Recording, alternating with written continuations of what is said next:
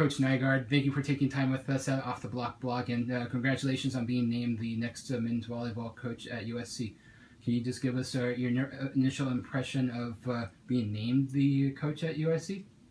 I think the best way I could describe it is it's a wonderful privilege, mixed with a little bit of anxiety, mixed with there's a lot to do, mixed with I couldn't be more excited for the future, mixed with also my wife and I don't have to move and we get to stay where we want to stay, mixed with I can't believe that volleyball is taking me down this path. I mean, I can remember the first time I actually bought a car, and this was when I was with the national team. I was getting money to play for playing volleyball.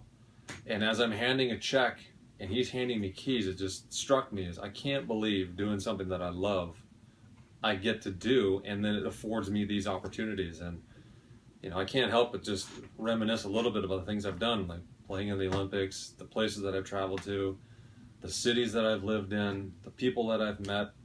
And I've been fortunate my entire career, and looking at this opportunity, when it opened up, it was at the right time, and I gave the interview and they decided to select me as a new head coach. And I just feel, the word I guess is humble and privileged and happy and excited, a little nervous, which is always good. And here's to hoping for the future, and we'll see what happens. Obviously, your wife was probably the first person that you told about landing a job. Who was the next person in line to tell? Well, my wife was my first phone call, and then we had to bounce back and forth, realizing that, yes, that actually happened. Because at the time that I got the phone call, I was changing my 6-month-old, actually at the time, my 5-month-old's diaper. So the disparity between what was happening versus what was being talked about was quite stark. So the reality check that had to come into play was, had to make a big jump. But as soon as she was more excited than I was, because I was a little shocked, and not that I didn't expect it, but at the same time, you just never know. You don't know until you know. And then when the phone call came, it was just a wonderful moment. Couldn't believe it hit. And then when the reality's there, you never know how you're going to react. And so I was on the phone, and I think I was deadpan, and I said, I accept. And then it kind of resonated in my own head as like, I accept. I accept the head coaching job at USC. I accept. That means I'm the head coach. So it was just a wonderful moment. And now that I'm moving forward, getting things motioning, I got my assistants in place, which is great. So the reality is becoming a little bit more of the day-to-day management and whatnot. So going from the conceptual to the actual, and it's been a great progression. Most of our readers will know that you played at the school across town. What will the feeling be when you coach against your alma mater, and specifically John Speraw? Well, first and foremost, I'm from the Midwest, and USC, UCLA, I appreciated the rivalry when I was playing at UCLA, and it was always one that steeped in tradition. They were the arch rivals. They were the team that we always wanted to ramp up for and just do the best we could so we could send the message that we're the best ones. But quite frankly, being from the Midwest, it wasn't an ingrained, indoctrinated thought that USC versus UCLA. For me, it was, I was always of the mentality that, to me, you just play as hard as you can against everybody. There was no special game. Every game matters. There was no special point. Every point matters. You don't get up for one game and you let down for another. You're always up. Every match is just as important as the next. So I never really bought into the rival thing. I mean, I guess if I was to make an analogy, if someone from California was to move to Wisconsin and go, oh, the Packers are playing the Vikings, yippee. But if you ask my brother that question, the Packers are playing the Vikings, that's a whole nother level of rivalry. And I don't even want to talk about that. But so that rivalry was something that, yeah, it was there, it was prevalent, and when we played them, it was always a big, important match. We had a big draw, we had a lot of the alum in the stands, and they obviously were a little bit more, I'm not going to use the word violent, but they were definitely, they were licking their chops looking at the competition. And we had some good fortune against SC at the time. And in terms of playing against John Speraw, he and I actually went to UCLA at the same time. He was a freshman when I was a freshman. We both graduated in 5 years, played with him, and sometimes across the net, sometimes on the same net. are on the same side of the net, and we won a couple titles together. And then I left to go to the national team, and John stayed and worked at the hospital using his degree, got into coaching right away. So I went and played professionally, but when I was done playing with the indoor national team in 2000, I left Colorado Springs and came back to Los Angeles, and then I moved in with John and lived with him for a couple of years. So playing against John, John is considered the best coach in America, and as a competitor, you want to play your best against the best. You want to beat the best. So if John's recognized as the best coach, then I look at it as the best challenge possible to play a guy who I still consider to be my friend. Oh, great. Thank you. A sensitive topic, so to speak, is the person that you are taking over for. Many people would say that you were an outsider for the position coming into the selection process. Can you maybe tell us more about what being an assistant for the last 5 years has taught you about USC and the program and how that will benefit you? First and foremost, Bill Ferguson brought me in and gave me an opportunity to be a coach at USC. And I have a huge debt of loyalty for that opportunity. He gave me a chance and this was at a time when the ABP was folding and it's going bankrupt. And as a volleyball player, when, all of a sudden your livelihood is, by the way, you can't make any money doing this anymore, and you've got a mortgage and a house, that's a little frightening. And so we had a conversation, and I said, if someone was to offer me a job right here and now, I would quit playing. Cold turkey, never look back. And he said, well, I might be able to help you with that. And then he hired me, and it was 5 great years. I learned so much from him, and the debt of loyalty is there, the debt of being on the inside, working with him. He showed me a lot of things, a lot of great things about how to run a program. The team GPA this year was a 3.2, 3.1. It was the highest GPA on the men's side of the athletics department. Learned a ton about that, the day-to-day management, recruiting. I think the biggest thing I could say that I learned from Bill is what SC is all about, because Bill has always had a tremendous love for USC, and it's been something that's been with him for a number of years, since he was young. So learning what SC is about the last 5 years from a person who absolutely loves it has given me an education that, and you asked the question, what would be the outsider getting this job, is, well, I've been here for 5 years and I've been in the environment. I've learned what it takes to be at SC. I've learned what the type of person is that comes through SC. I've had an invaluable education from someone who, through this entire process, has been nothing but professional, which, I don't know how I would handle that situation, and I hope I never have to, but the fact of the matter is Bill was nothing but a class act through the whole process. It was amazing going through this, and there's words that you could say, is like sometimes I call him, and I honestly I didn't know how to handle it or how to act or what to say, because what can you say? But my thanks are to him, and he's created a culture here that gets back in the national preeminence, where now the conversation is getting SC to that next level. Well, I don't want to ignore the fact that Bill brought it back to that staging point. So my debt's to him for that. And now my job is to take it from where it is and then push it to the next level. Let's talk about the next level. What is your coaching philosophy going to be? Each person is their own person. Each person has their own personality and their own quirks. What can we see going forward will be a hallmark of Jeff Nygaard coached program? Well, it's funny, now that I'm over 40, the formative way of how I would do coaching would be considered a throwback. But, there's some skills that are taught now that I fundamentally disagree with and how it's taught. And it's been an evolution of the game that I don't necessarily understand. It's also been something that when I learned how to do it, it worked just fine. And the guys who are doing it at the highest level possible. So there's some things that go on that I'm going to shake up. There's some things that people do now, and that absolutely I want to do that.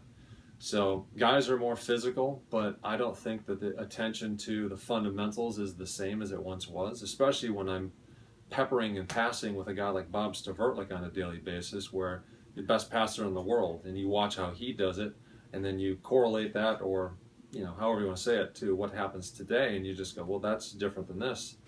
So to answer your question, what's my philosophy? My philosophy is to teach everyone the best I can how to play every skill, and then at the risk of sounding too blasé, turn them loose.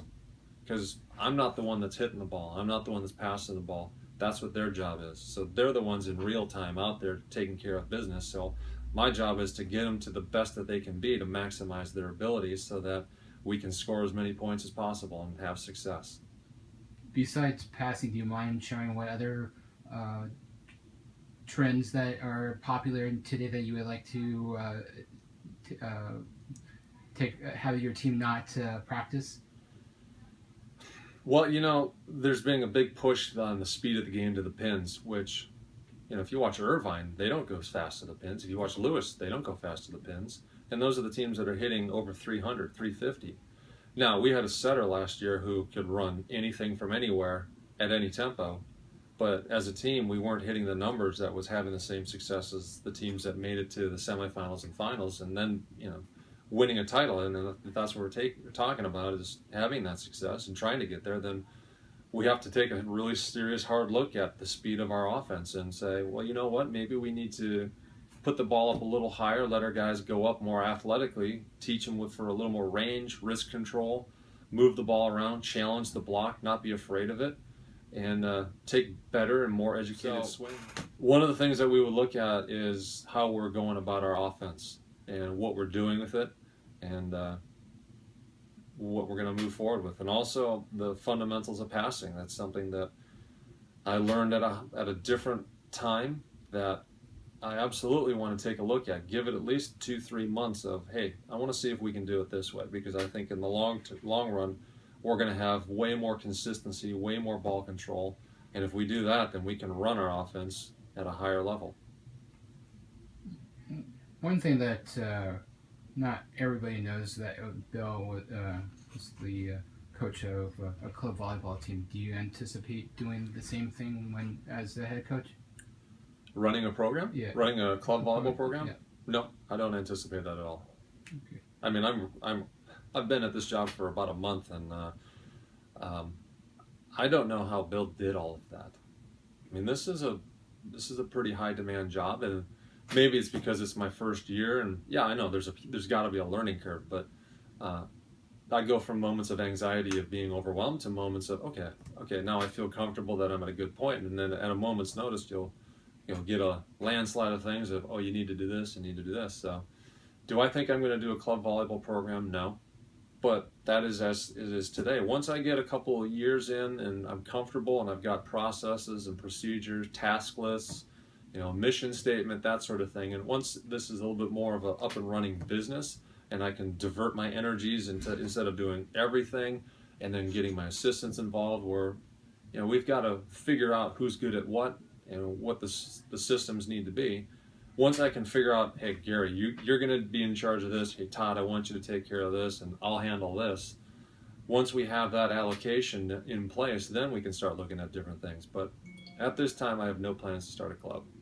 Well, thank you for the perfect segue to the next question. Can you tell us more about your new assistants that were announced earlier this week? Well, sure. Gary Sato. He's been around for 3 Olympic teams. He was the first assistant coach on the '88 gold medal team. He was the first assistant on the '92 bronze medal team, and he worked with Alan Knight in 2012 for that Olympic team. And then he was the Japanese national team head coach. I'm going to get this year right. I want to say 2013 to 2014. It's in that range. So he knows a little bit about the game. And, it's funny, we just got back from Columbus, and he was there, and he was officially hired about halfway through where, okay, he's now under the banner of USC, and then we, put the shirt on, and he was able to walk through with me. But he knows everybody. And it's unique that Gary is very Zen-like, and he's been around the game so much that he's seen it all. He's seen all the players, and then for me, it was unique that I go, hey, take a look at that player, and he'd go, oh, you know who that is? And he'll say, that's so-and-so. And then I was there when his parents met. In fact, I played volleyball with his dad up until so-and-so, and he just goes to the gym, and he's capable of doing that. He's a guy who knows everybody, which, yeah, that's remarkable. And that's the great thing about volleyball, too. It's a smallish community, and Gary's just one of those guys that, if you're going to attach a name to volleyball in the United States, Gary's a preeminent name in the business. Todd Hollenbeck, by the same token, he's a guy that's created quite a bit of a buzz about himself. He's the head coach at UC Santa Cruz, or he was the head coach at UC Santa Cruz, played at Pacific, and then followed Jonah Carson over to UC Santa Cruz. And then Jonah left to become an English teacher and work with Mountain View Volleyball Club. But Todd took over. He took over the women's team and the men's team for 3 years. He did both teams. And then he focused on just the men's team for 5 years. Last year, he was Coach of the Year, and it's a Division III team, so he has a roster over 25, I believe. And he did budget, he did strength and conditioning, he did plyometrics, he did help them with their classes, he did fundraising, recruiting, scheduling. I mean, he did everything. And he didn't make a large amount of money, which that alone tells me he's driven, he's passionate, he's knowledgeable, he holds a high standard for himself and everyone that plays for him. He's successful, he knows how to motivate people, he recognizes talent. I mean, across the board, you know, if you ask Todd, he's like, thank you for the opportunity, thank you. But I look at him and I go, thank you for coming. So I'm really excited for the coaching staff that we have in place. I think, you know, there's going to come that grind where I'm probably going to feel overwhelmed at times, and I'm going to look, and Gary's going to be just there. He's like, it's okay. It's all good, because he's been down that road, probably at a level that I've never been at. And Todd's just going to be that guy. It's like, stay the course. This is the standard. We're good to go. I couldn't be more pleased with the search and how it went. Great. Can you tell us if you're going to make any other personnel changes to the program? Is John Shea going to stay on as a volunteer coach? John Shea is actually, I think, currently looking in South America and Europe for coaching opportunities. Not to mention that he's with Karch. Well, he was in Toronto with the Pan Am team as a team manager, and he's been in the gym with Karch in the women's program at least, I want to say, the last 3, if not 4 years. He's still coaching with SCVC, but I know he's ready to step away from volunteer coaching into another position. So I currently am looking for a volunteer assistant. Great. What will be the biggest adjustment in the post-Micah Christensen era? You know, post-Micah Christensen, Micah is, let me just say this, he is a phenomenal player, a phenomenal human being, and I think he gets to flourish.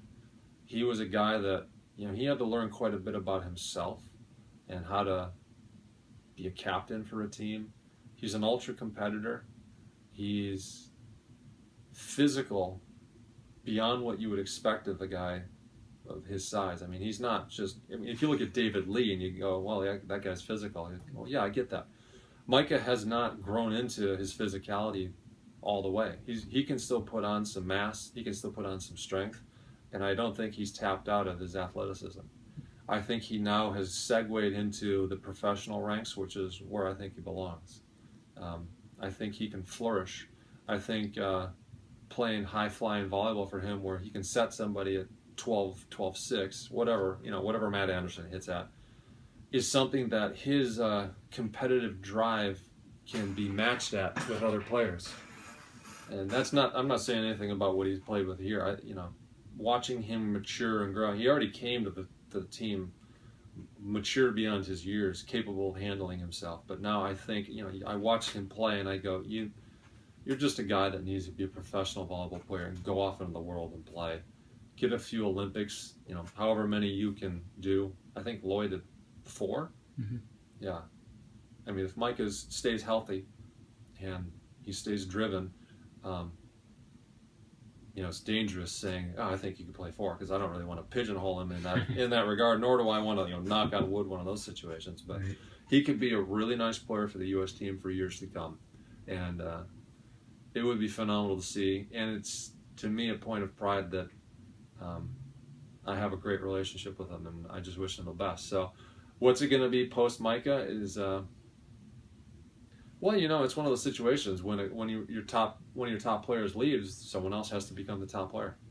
So it's a void, but we've got 20 people on the roster that someone has to step into that leadership role.